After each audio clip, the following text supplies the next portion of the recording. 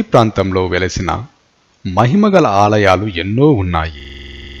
అలాంటి ఆలయాలలో చాలా అరుదైన అద్భుతమైన క్షేత్రం దేశంలోనే బహు అరుదుగా ఉండే సరస్వతీ దేవాలయాల్లో కర్నూలు జిల్లాలోని కొత్తపల్లి మండలంలో నల్లమల్ల అడవుల్లో వెలసిన జ్ఞాన సరస్వతి అమ్మవారు కొలువై ఉన్న కొలను భారతి క్షేత్రమును ఈరోజు మనం దైవదర్శన్లో దర్శించబోతున్నాం.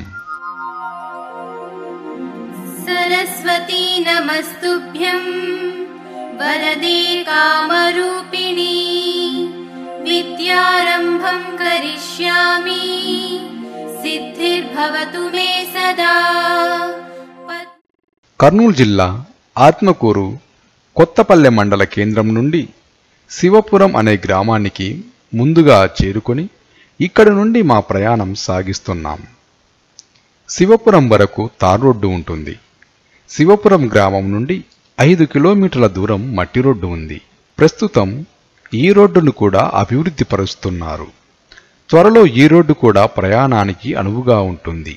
ఇది అటవీ ప్రాంతం కాబట్టి చుట్టూ కొండలు చెట్ల మధ్య మా ప్రయాణం సాగుతుంది.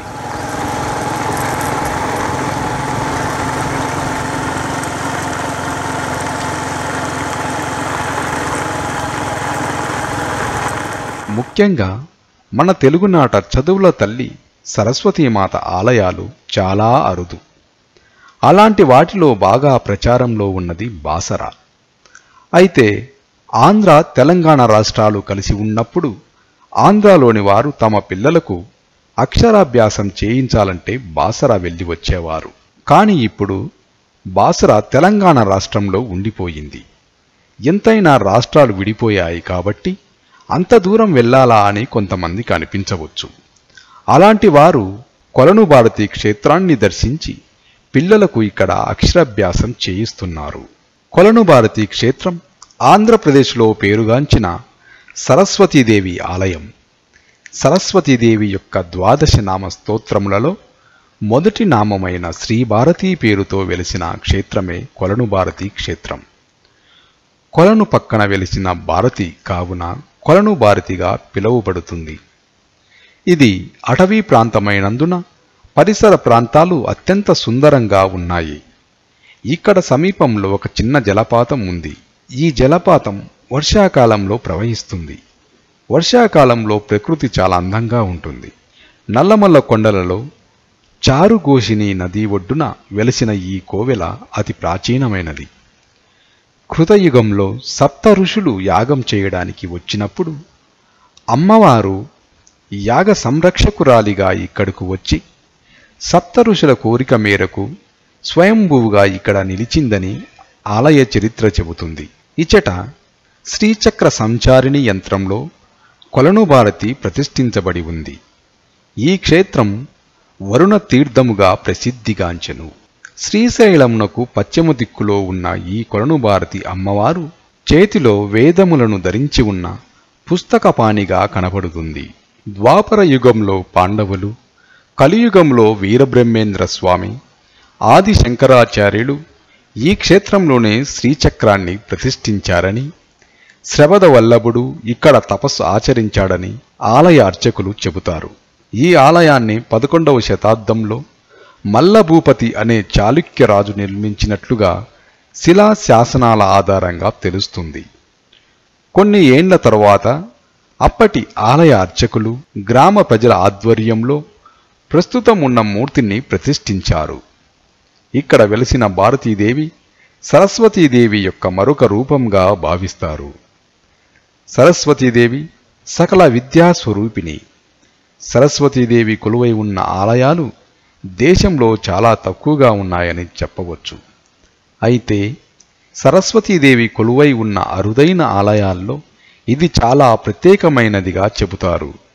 కాశ్మీరు, బాసర క్షేత్రాలే సరస్వతీ క్షేత్రాలుగా ప్రచారంలో ఉన్నాయి. అయితే వీటికంటే విశేషమైన కొలను భారతి సరస్వతీ క్షేత్రంకు సరి అయిన ప్రచారం లేక అభివృద్ధికి చాలా కాలం పట్టిందని చెప్పవచ్చు. భక్తుల సహకారం వల్ల ఈ మధ్యకాలంలో అభివృద్ధి పనులు సాగుతున్నాయి. ఈ విధంగా భారతీదేవి సరస్వతీదేవిగా కొలువుతీరిన ఈ ఆలయంలో భక్తులు తమ పిల్లలకు అక్షరాభ్యాసాన్ని ఈ ఆలయంలో చేయిస్తారు. ఈ చదువుల తల్లి కొలువైన ఈ ఆలయంలో అక్షరాలు దిద్దిన పిల్లలకు మంచి భవిష్యత్తు ఉంటుందని, అమ్మవారి దీవెన వారిపైన ఎప్పుడూ ఉంటుందని భక్తుల ప్రగాఢ నమ్మకం.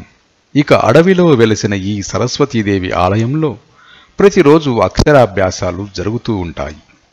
కొన్ని ప్రత్యేక శుభదినాలలో భక్తుల రద్దీ అధికంగా ఉంటుంది. ఈ ఆలయంలో ప్రతిరోజు ప్రత్యేక పూజలతో పాటు ముఖ్యమైన రోజుల్లో ఉత్సవాలు ఘనంగా నిర్వహిస్తారు. కొలను భారతి ప్రధాన ఆలయ సమీపంలో సప్త శివాలయాలను కూడా దర్శించవచ్చు. ఇవి చాలా విశేషంగా భక్తులను ఆకట్టుకుంటాయి. ఈ ఆలయాల్లో అన్నింటిలో శివలింగాలు ఉన్నాయి. ఇక్కడ జనార్దన స్వామి దేవాలయం కూడా తప్పక దర్శించాలి. 7 శివాలయాలు ఎర్రటి ఇసుకరాయితో నిర్మించి ఉండటం ఇక్కడ గమనించవచ్చు. ఈ శివాలయాలు శిథిలావస్థలో ఉంటే ఇటీవలే వీటిని పునరుద్ధరించారు. ఒక్కో గుడిలో ఒక్కో శివలింగం ప్రత్యేకంగా ప్రతిష్ఠించడం జరిగింది.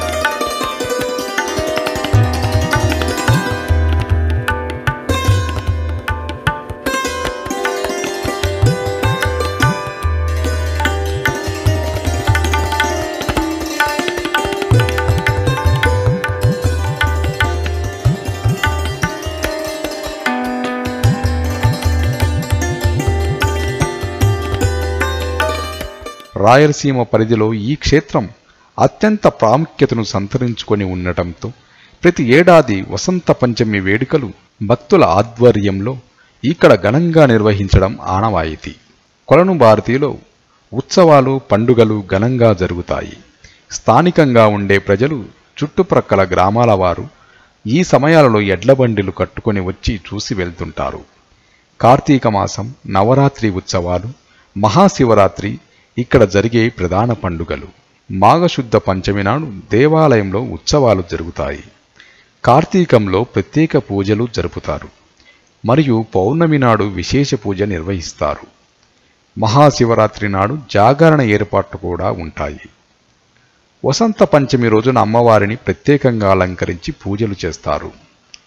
నల్లమల్ల అడవిలోని ప్రశాంత వాతావరణంలో ఉన్న కొలను భారతి క్షేత్రంలో సరస్వతి అమ్మవారి పుట్టినరోజు వేడుకలను చూసి తరించేందుకు భక్తులు పెద్ద సంఖ్యలో తరలి వస్తారు. క్షేత్రానికి వచ్చిన భక్తులు తమ చిన్నారులకు అక్షరాభ్యాసం, బీజాక్షర క్రతువులను వేద పండితుల ఆధ్వర్యంలో జరిపించుకుంటారు.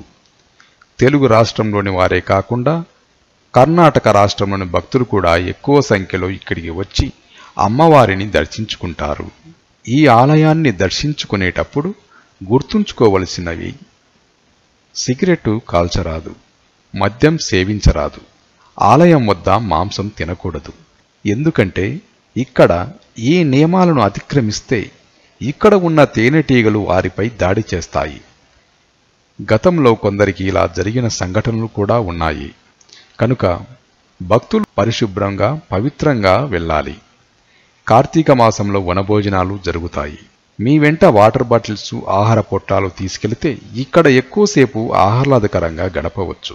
ఎంతో పవిత్రమైన ఈ కొలను భారతి క్షేత్రాన్ని ఎలా చేరుకోవాలి అంటే, కర్నూలు జిల్లాలోని ఆత్మకూరు చేరుకొని కొత్తపల్లె మండల కేంద్రమైన శివపురం గ్రామానికి చేరుకొని అక్కడి నుండి 5 కిలోమీటర్లు మట్టి రోడ్డు ఉంటుంది.